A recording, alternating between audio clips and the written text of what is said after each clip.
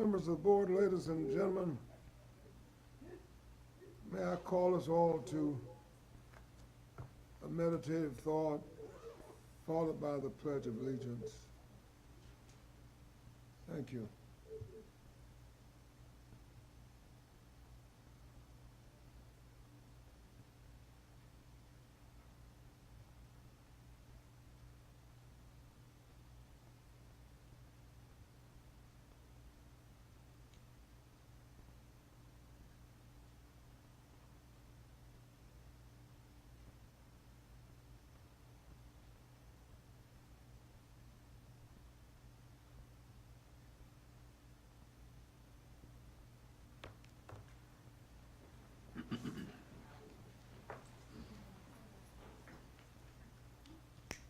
Pledge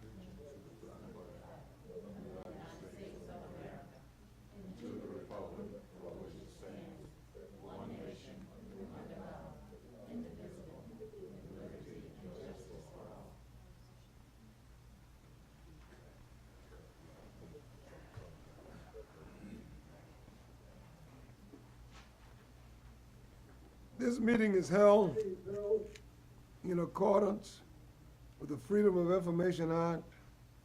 The news media has been notified, and a copy of the agenda has been made available to the public. The meeting is open to the public, and the public is welcome to attend in person. All persons wishing to attend by virtual means may do so via YouTube, Sumter School District Board meeting, and Sumter School District Facebook page. I'd like to share with you now our vision and our mission. Sumter School District is committed to educating, empowering, and enriching the lives of the students to reach their full potential. Our mission, the Sumter School District, is committed to providing a safe, nurturing, and high-quality educational environment that supports diversity and equips students for local and global success. Members of this board include our Vice Chair, Bonnie S. Disney, Area 9, our clerk, Sean T. Reagan, Area 5, Sherry Smith, our parliamentarian, Area 7, Daniel Palumbo, Area 1, Brittany English, Area 2, Tara Kaza Johnson, Area 4, Matthew Mac McLeod, Area 6, and Jeff Zell, Area 8. For some time now, we have been quite fortunate to have sit among us Denise R. Jones, the representative from Shaw Air Force Base. But Denise has been reassigned and will no longer be representing Shaw.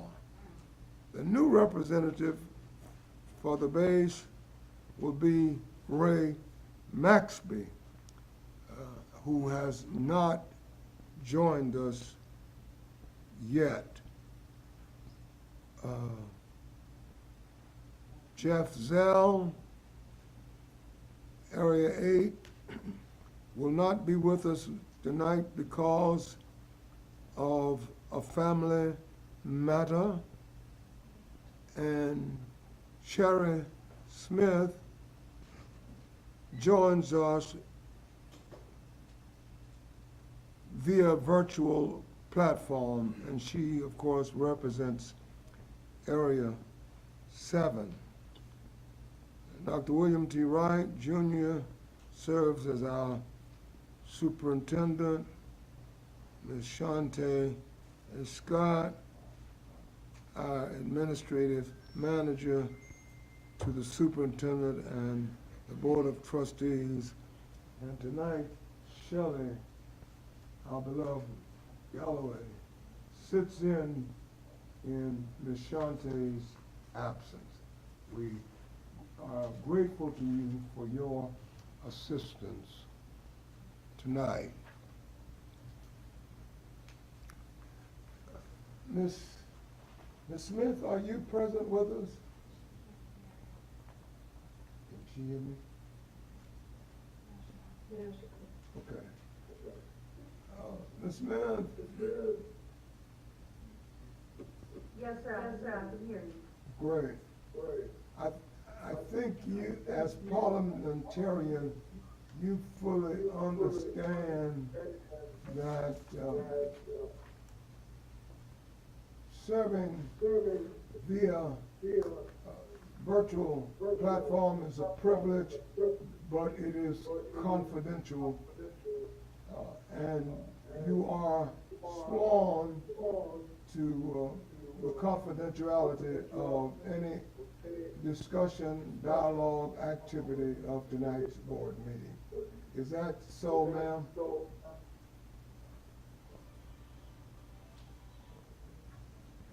Hello?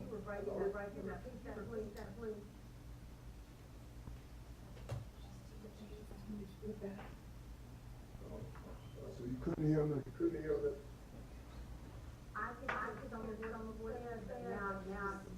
Okay. You understand the confidentiality requirement? Yeah, no one else is with me. Okay, very good. Thank you. Very good. You're welcome.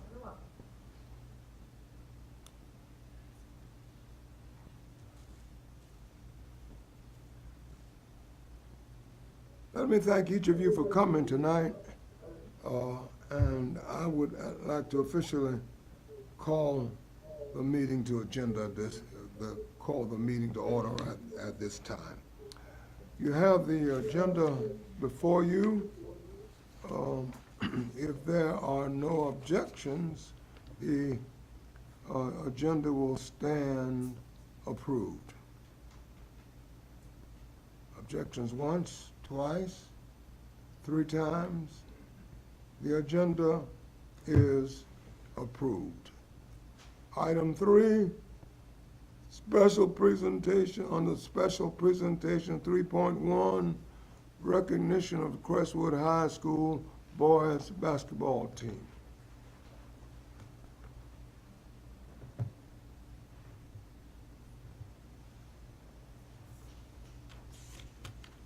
Mr. Chair, members of the Board of Trustees and audience, I would like to, at this time, have the honor of presenting the 2022-2023 Crestwood High School boys varsity basketball team. This boys basketball team finished the season with a record of 22-5. They wrapped up the Region 6 3A title with a mark of 10-0.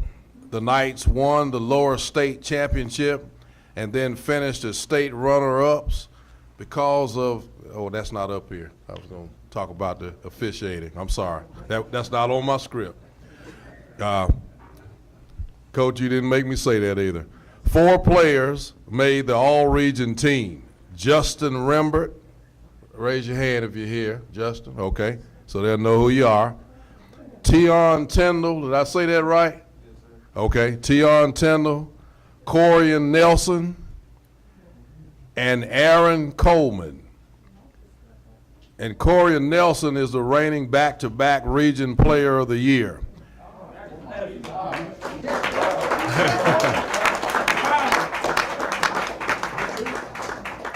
And on top of that, Coach Eric Samuel was named Coach of the Year for the second year in a row.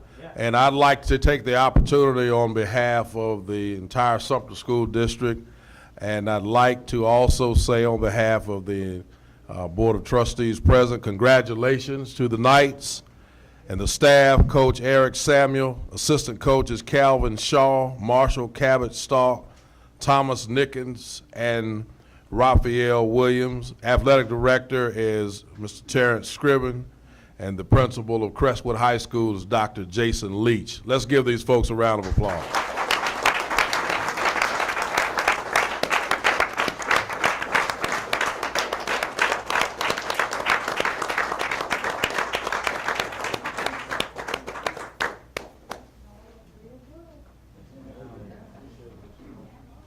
All right, that's right. Let's get some pictures. There you go.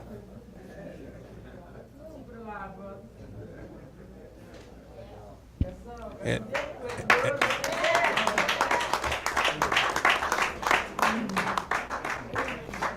Mr. Chair and members of the Board of Trustees, when we make it back to the state next year, I want to make sure that we either have the game on Saturday or we're going to have to dismiss our school like the opponents did to have a full crowd there or something. We got to figure something out.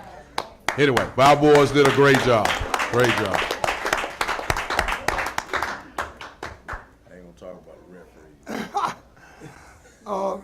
Dr. Gamble, you can stop smiling now.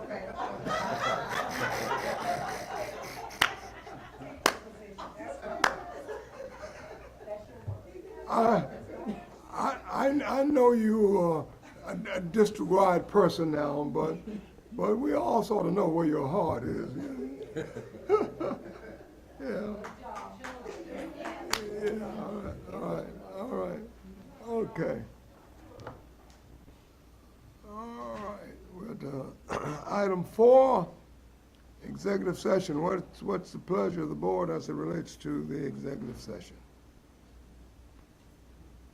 Mr. Chair, Yes, ma'am. I move that we enter into executive session for discussion of individual student matters, transfers in and out of district, the monthly personnel report, appointment, compensation, promotion, demotion, discipline, termination, and/or release of an employee, shared vision, and discussion of Sumter School District property matters. Second. It's motion and second that we enter into executive session for the discussion of individual student matter, transfer in and out of district, the monthly personnel report, appointment, compensation, promotion, demotion, discipline, termination, and/or release of an employee, shared vision, and the St. John property transfer.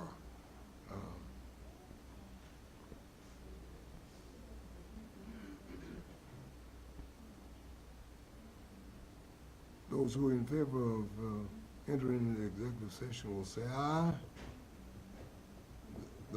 Those who oppose, nay. We will enter now into executive session. Thank you.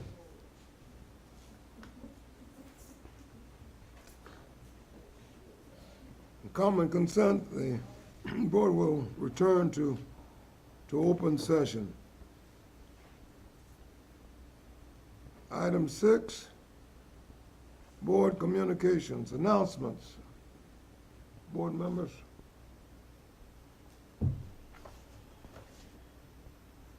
Mr. Chair, just very quickly, I wanted to say, this time of year, we're all going to different events, and I just wanted to say what wonderful events, the Sumter School District Induction Teacher of the Year Affair on the 18th, absolutely fabulous. I was most appreciative of the Sumter Adult Education The class night celebration was over the top. I believe you were there also, and several. And then the retirement program was fabulous. The district has done a wonderful job with those things. Thank you. Any others? Yes, Mr. Chair. Excuse me. I had the opportunity this weekend to participate in the Mayor McLeod Bethune Legacy Festival. Very well-planned event. Kudos to the Maysville community, Mayor Miller and her staff. There were so many activities going on concurrently. When we think about education and think about why we're here, that was pivotal to the education process. Wonderful. That is history in and of itself.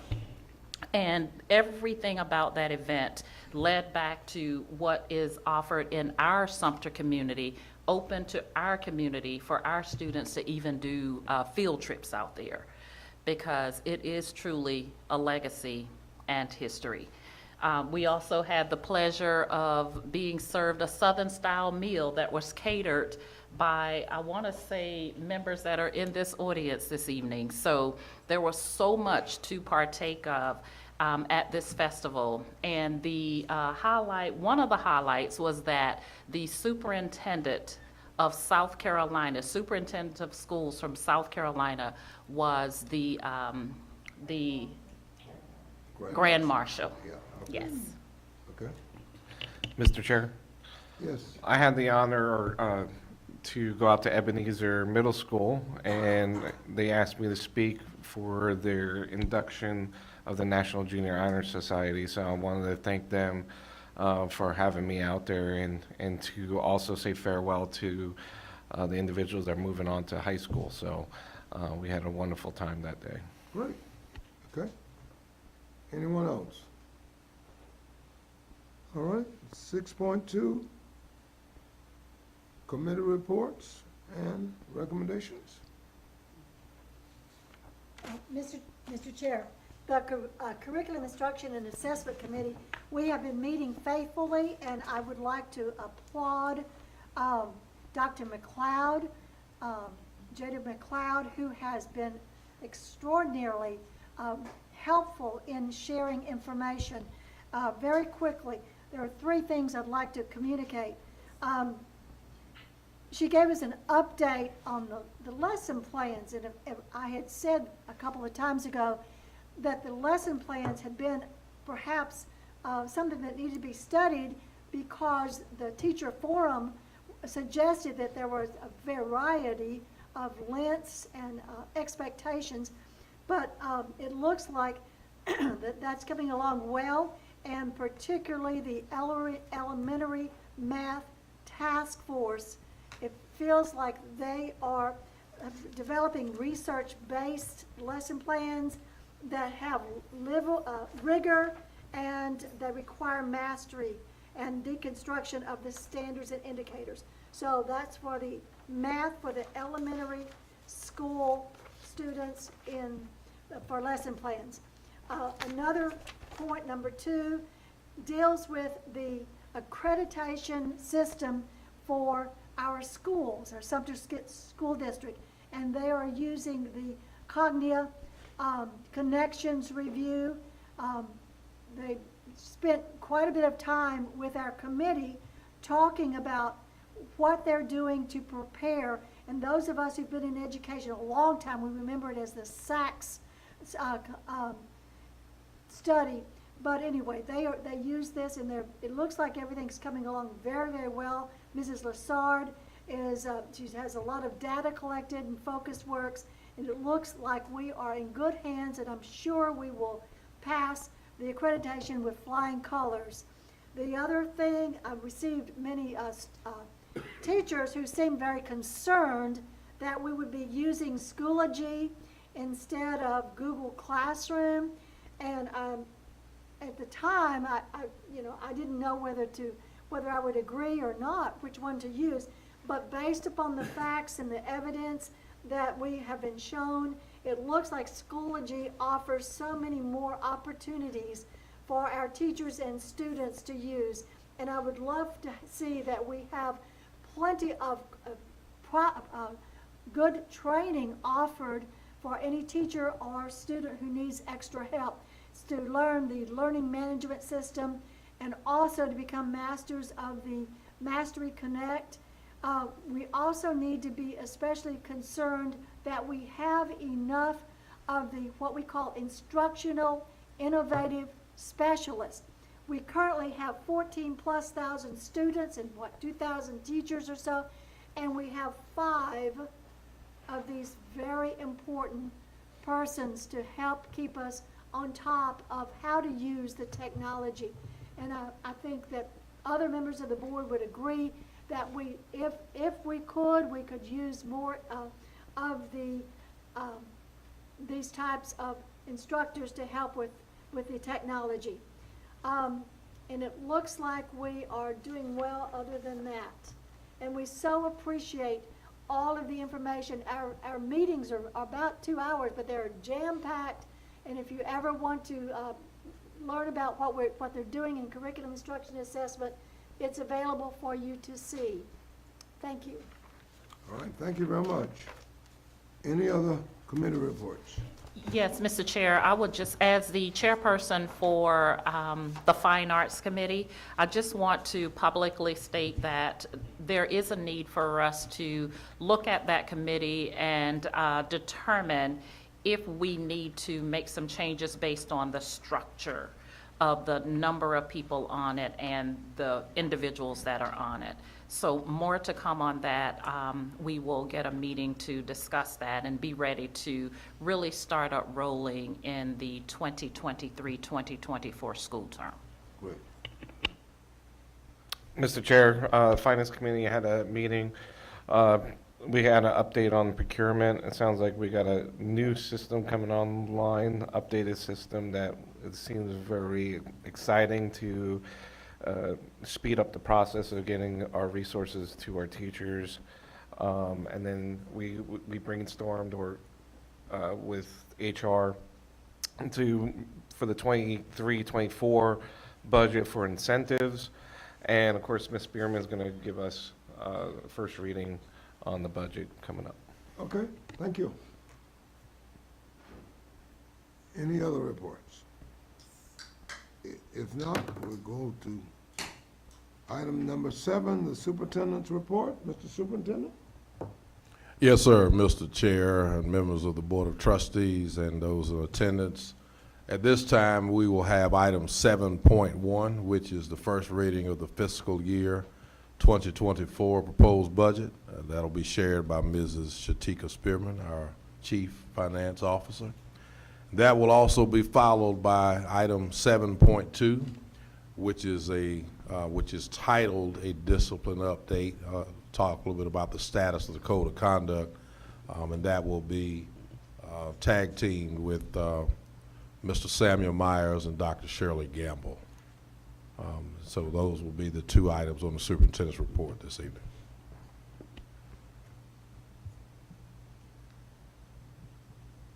Good evening, board members. I would like to start with the first reading of our fiscal year 23-24 budget. The first thing that we wanted to begin with in presenting this document is to establish the budget priorities that our superintendent has given us charge. Efficient and effective operations, recruiting and retaining high-performance workforce, safe and supportive schools, and college or career readiness. So those are the guiding principles that will guide us into those priorities for our budget for 23-24. And Dr. Wright, please feel free to jump in.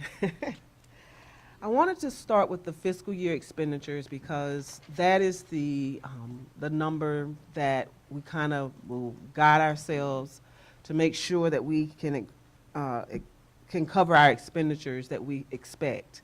And we only want to talk about those that are more over and above our current budget. As you know, for board meetings, I present to you our approved budget of $146 million.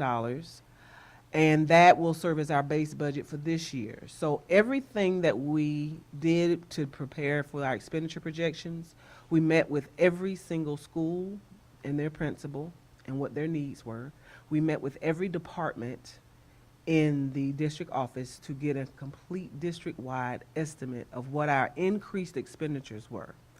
We know that we just want to be concerned with the increase in expenditures and the increase in revenue to ensure that we'll cover what we expect for 23-24. The next slide just gives us a history of our teacher starting salaries, minimum salaries have been. As you can see, the biggest jump was back in 15-16 to 16-17 of a 6.86% increase. And right now, the legislature is proposing a 6.25% increase at 42.5. This district has stayed in step, hand in hand, with what the state minimum salary schedule is. The next slide begins us prioritizing and describing our expenditures. Mandate are those, of course, that we must do. We don't have a choice on those. And then we have board requested, we have some federal compliance ones. So we'll go through those briefly to show what we have before us. For the certified teacher salary step, we estimate about a 1.9 increase in salaries.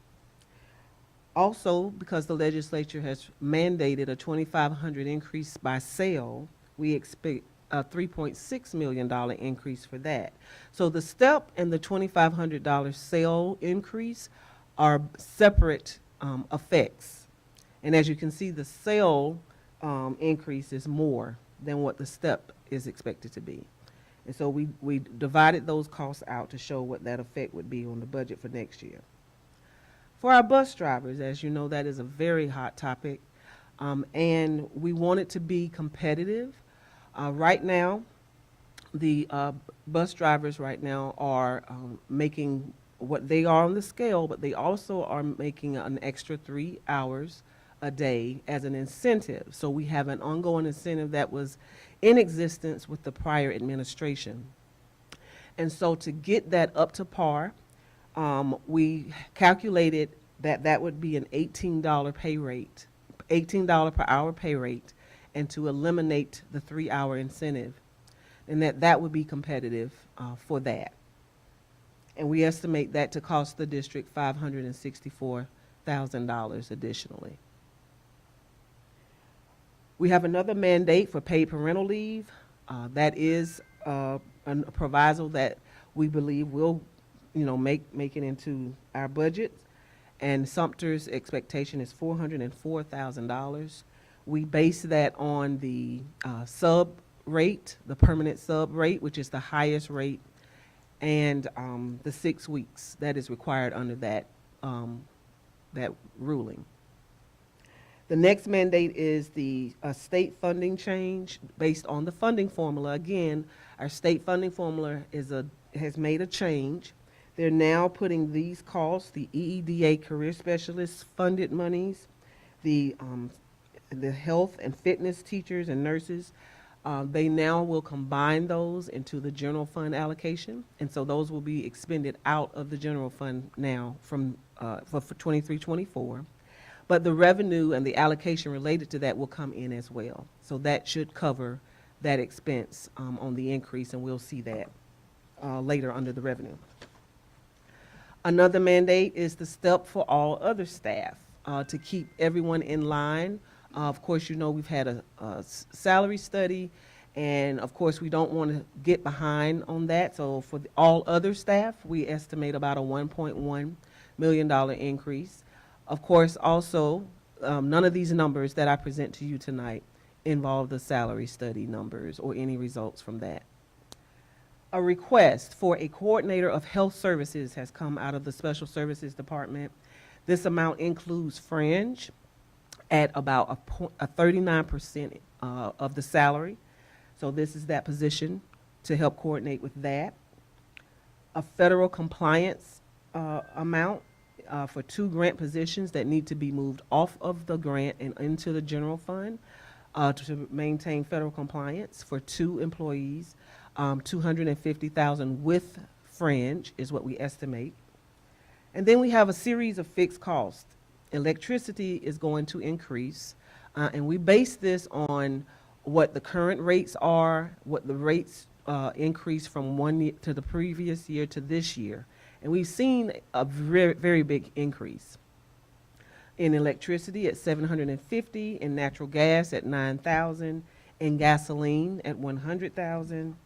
Maintenance and supplies have increased, especially for plumbing items. But for that total, we estimated 149,000. Maintenance repairs has increased. We estimate 167. Bus training, we wanted to have our drivers have some type of training. We're requesting a $13,500 investment into that.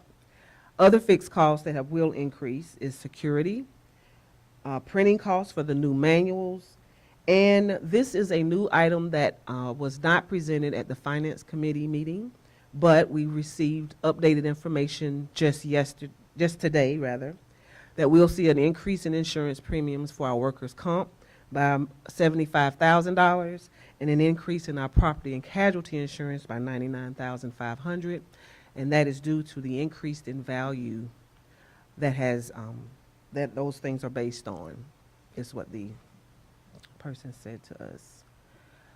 Other increased costs for fixed costs, increase in tech supplies needed for staff, training increased by $14,000. The 4K and early childhood department seen a decrease in funding, and so therefore they requested assistance for travel and supplies from the general fund to the tune of $20,000. Increase in health supplies at $1,300. Increase in our technology services and renewals. This number includes multiple year agreements that we have. And so we estimate that this will be a high year because those agreements have come due for renewal, and they're over 3 and 5 years. And so once you pay this, we'll be okay to not have to revisit that for another 3 to 5 years on certain of these agreements. So that total of the different agreements came to about $650,000 increased. Fixed costs and SLED background checks. Again, this number increased because the turnover has prompted us to have to do multiple background checks. And so we estimate $8,000 for that. And then you'll see something that went the other way. We're estimating a savings of about $270,000 for the first year of a new copier contract that will begin in September 2023. And we are working with procurement and our IT director to ensure that we take advantage of this copier contract and we'll get some better rates. So for fiscal year 23-24, we're projecting an increase in expenditures of about $11.5 million.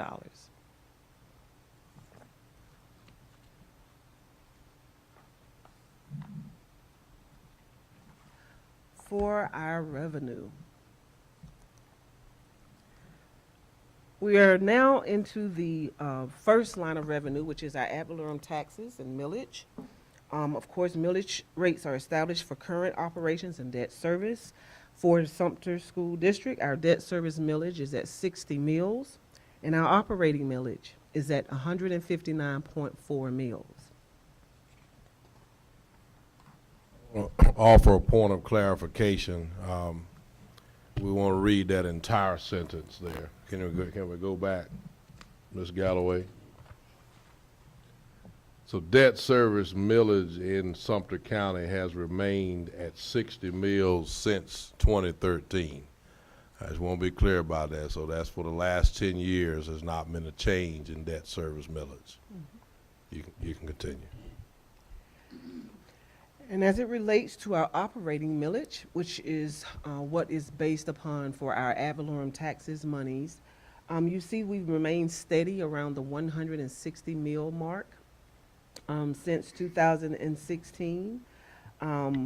And so therefore, the increase that we've seen was only in 2015 to 2016. And we took a dip because of reassessment. Reassessment forced us to lose the .6 meals that we see in that difference. Just want to give you a graph on that. And then we are doing an estimate on millage. As I stated, our fiscal year 23 operating millage rate is at 159.4. Per the Revenue and Fiscal Affairs Office, the maximum amount of millage at the cap that we can ask for is an 8% increase, and that comes to 12.75 additional mills. The current value of a mill is $202,886. That would generate an additional $2.5 million. We estimate our base of a 159.4 and our potential increase in millage at 2.5 for a total estimate of ad valorem taxes of $34.9 million for that line item for FY 23-24. As we now move on to the numbers that impact our student enrollment, as you can see, we've had a decrease, slight, very slight, 3.3%, as you can see. But we do estimate a slight increase for the 23-24 per our records. For our 45th day, we estimate about a 14,644 level of students and 14,500 for our 135th day. That represents about a 2.5 and 2.0% change in increase is what the current numbers are showing us. So as we move to our increases in revenue, again, remember we're only interested in the increase in revenue. With our ad valorem taxes, we include the 2.5 into this number to get our total increase in the ad valorem taxes for $4.7 million in increase. We don't estimate a increase in the revenue in lieu of taxes. That number is pretty stable each year. We do anticipate an increase in our investments. Remember, this is the number that we had on the current year's report of a budget of $43,000, and we've already collected over $1 million. So we wanted to be conservative because that is based on current tax rates for our bond, and we don't want to push that number too high to be to look like we're not going to collect. So we estimate about an increase of $357,000, miscellaneous local revenue of about an increase of $100,000. So for our projected local section of our revenue, we estimate about a $5.2 million increase. Again, relate that to the 11.5 in increased expenditures. So we're trying to make sure we get that covered. So we have about 5.2 of that. The next slide shows our projected state revenue. We expect a decrease in our handicapped transportation of about $16,191. This revenue is generated from the parents of those students who have to fill out paperwork regarding bus routes that the children take. And sometimes it's very difficult for us to get those documents back. So we estimate about a $16,191 decrease on that. Our school bus salary, we estimate a $385,000 increase. Along with that, workers' comp related to that, an increase of $12,000. Our retiree insurance, $694,000 per the state is an increase in that. And then our state aid to classrooms, we expect a $7.2 million increase in that. And that does take into consideration the monies that was moved from the health and fitness numbers and the EEDA career specialist amount that they lumped into the state aid to classrooms. And we don't expect any other increase in the local residency tier 1 or the homestead tier 2. Those numbers remain constant. However, for our property tax tier 3, we do expect an increase of about 2.3 million per the Revenue and Fiscal Affairs Office. So our total projected state revenue increase is about $10.6 million is what we expect. And then moving on to our final piece of revenue is our other federal revenue and total revenue. For our federally impacted areas, we had a budget of about $400,000 and we collected $300,000 so far this year. So we expect a decrease on that line of about $100,000. So our total projected general fund revenue is about $15.7 million. Of course, that covers our expected increase of those costs that were identified at the tune of $11.5 million. So we went further to say, okay, if we want to take the millage amount out, the increase in millage, we wanted to take that out because we wanted to show how we want to designate those funds. So we took that amount out and we are left with about $13.1 million. Our expenditures remain at about 11.5. So we have remaining revenue of a 1.5 million. We wanted to add the millage back to that to have funds available for what our superintendent has commissioned us to do, is to support facilities and retention needs. And that comes to an amount available to do that at $4.1 million.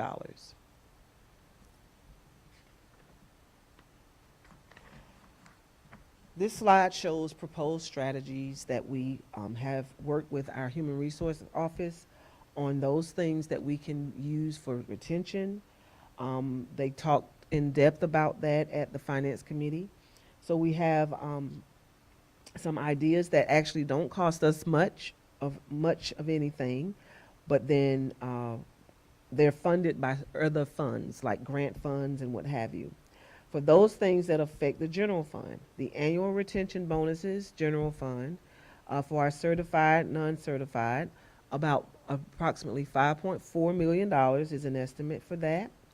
The retention, the HR department wants to make that an annual thing that we do each year. Attendance awards, we had an idea with that per semester for all staff to take advantage of. We estimate about $501,000. Mentorship stipends, about $20,000 for our certified teachers. For our classified staff, mentorship stipends.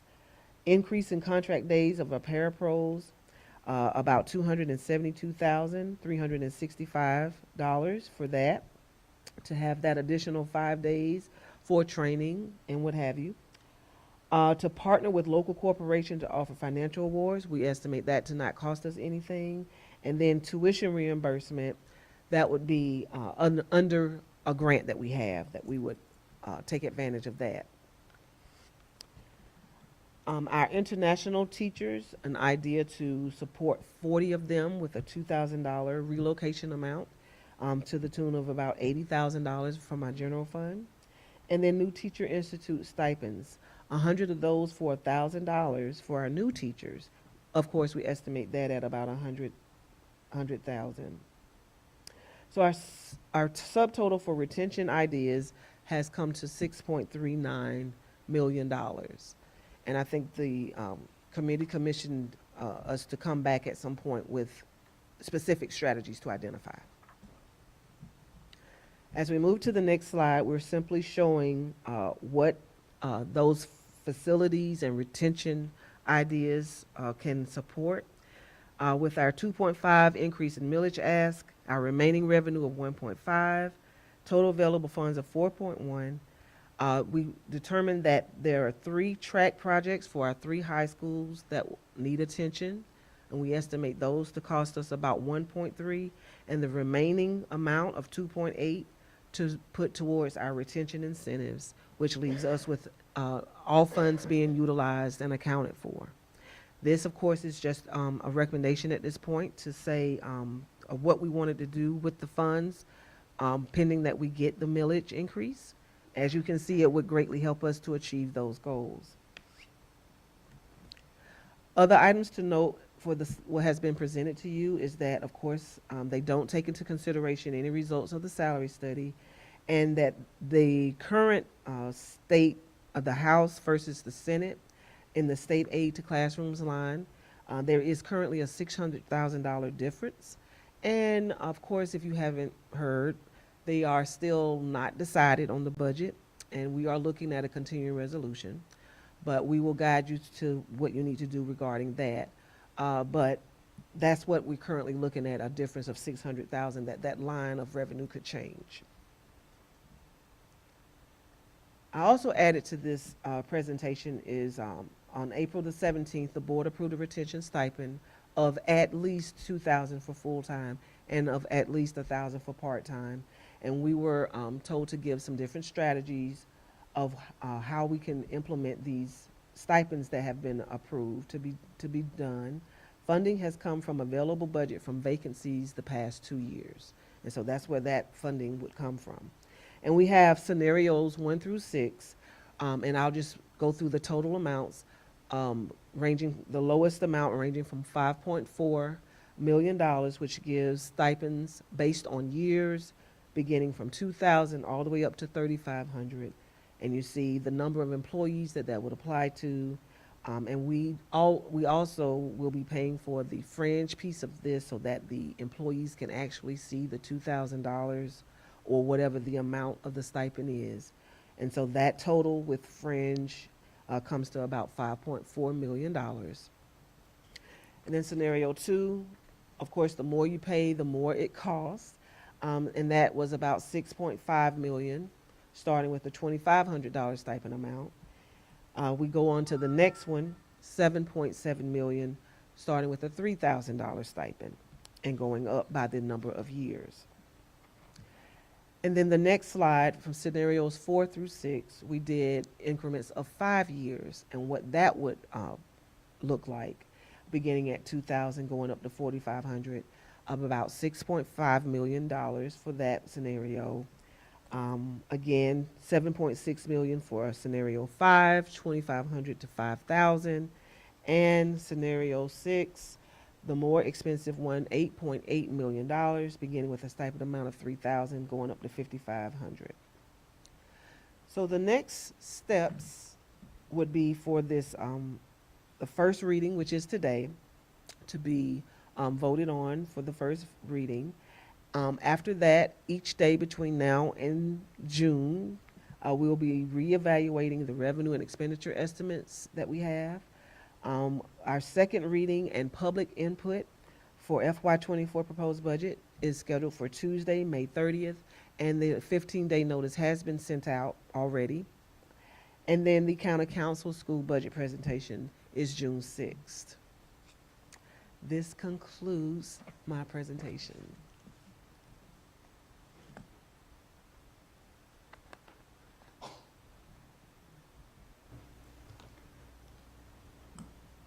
Thank you very much, Ms. Bellman. Any questions?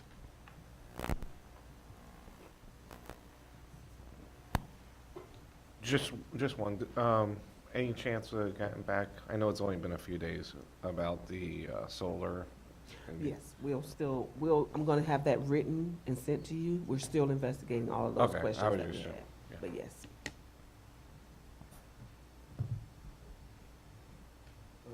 Mr. Chair, members of the Board of Trustees, if I might, while we're in transition to the next item, I just want to be clear that the increases that we are asking for help from are earmarked for the two most significant needs that I believe we have right now in the district. One is to work on becoming more competitive so that we can properly recruit and retain personnel.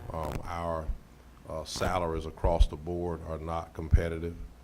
And then the second half, or the second part of that, is we need some pretty significant facility improvement. So I just want to be clear that the money that we are earmarking to ask for is a step in the right direction, but it is not all inclusive of what our needs are. Thank you, sir. Thank you. Thank you, Ms. Spelman. Excellent, excellent presentation.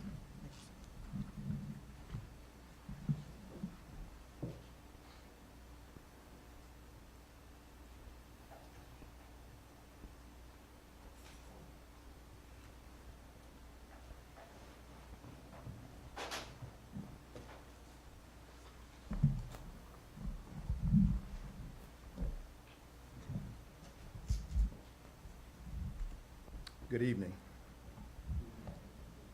In support of Dr. Wright's focus in regards to discipline and the way that we're managed at the schools, with our code of conduct, there have been no additional revisions to the behavior codes or the administrative actions based on our administrative feedback. The revisions will serve as a foundation for additional revisions which will occur annually. That just means that we will take the code of conduct and review it annually for adjustments that may be needed to ensure that we are in compliance with the way that we need to move. And the target date for the finalized revision is early June. And for our public, I want to make sure that they're aware that in the process of the revisions, that we are looking at a way to streamline our number of days the students are remaining out of school, since it does take from 5 to 7 days to actually get a hearing with our hearing officer. And we are waiting for information from our board attorney to ensure that we are in compliance with our policies as well as our South Carolina Code of Laws. And so at this point, we do not have any additional information to share until we get feedback from the board attorney. But in this new streamlined process, parents will still have the opportunity to appeal decisions. We will allow, we are asking principals to be able to make a recommendation if the parent approves, and we'll send that information directly to the hearing officer. The hearing officer will be able to review the possible reassignment to the alternative school within 48 hours. So therefore, we should reduce the number of days and hours our students are not receiving instruction.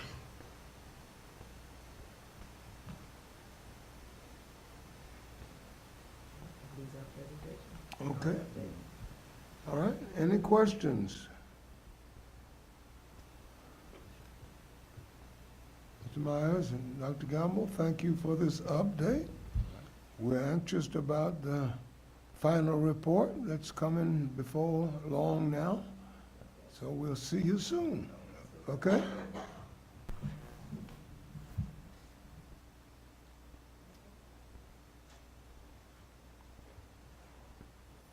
Okay. Item 8, actions required.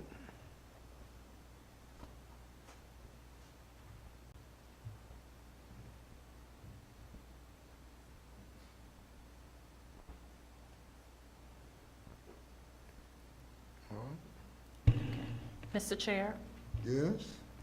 I move to submit the shared vision to the superintendent for his consideration. Okay. Chair, I second. Motion second that the board's shared vision be submitted to the superintendent for his consideration. Those in favor, is there any discussion? Those in favor will indicate your preference, okay?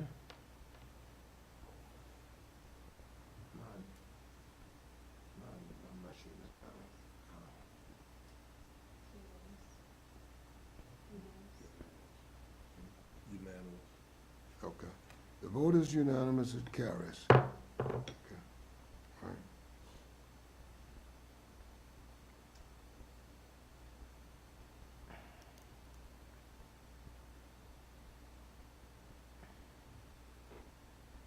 Item 8-1A.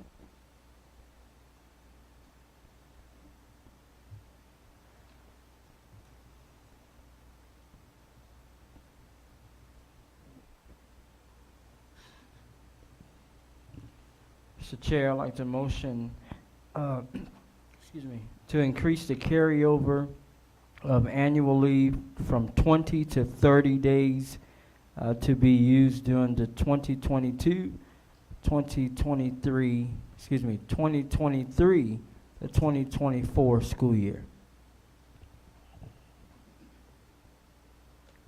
Mr. Chair, I second that motion. Motion is made and second. Is there any discussion? If there is no discussion, we'll proceed to the vote.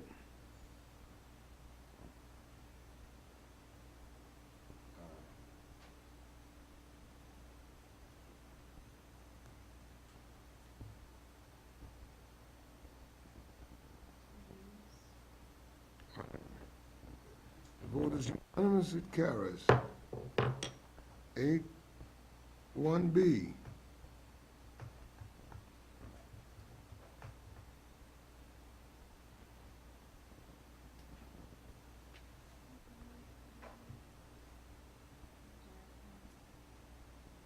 Thank you.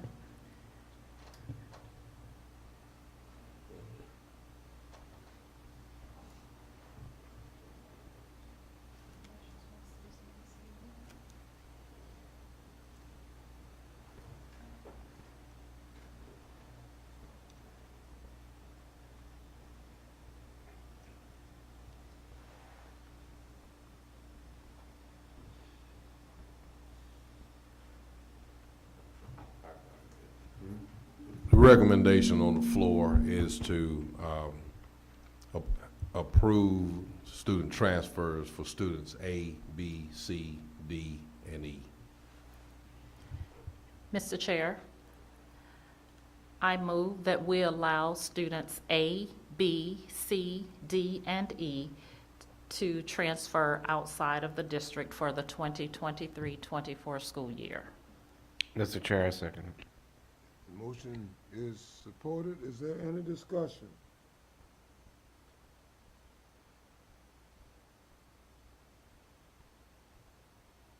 You may vote your conviction.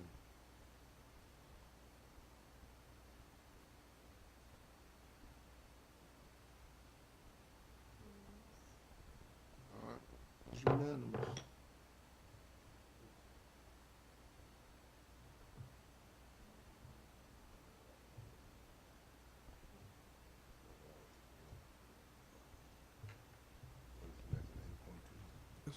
Mr. Chair, members of the board, recommendation is that the monthly personnel report is approved with the addendum for this evening. Mr. Chair, I make a motion to approve the personnel report with the addendum as presented from May 22nd, 2023. I second. Motion is made and second. Is there any discussion? If there is no discussion, you may proceed to the vote.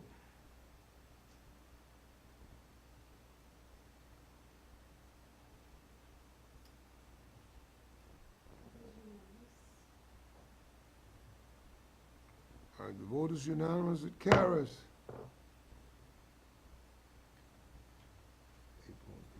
8.3. Mr. Chair, members of the Board of Trustees, it is with great pleasure that I submit for first reading the fiscal year 2024 budget at this time.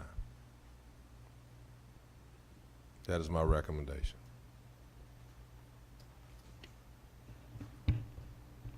Mr. Palumbo? Second it. Oh,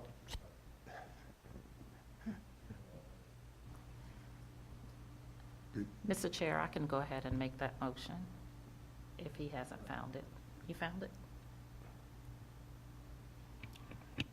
Mr. Chair, I motion to first reading of the Sumter School District, first reading of the budget of the 23-24 school year. I second. Motion is made and supported. Is there any discussion? If there is no discussion, you may proceed to the vote.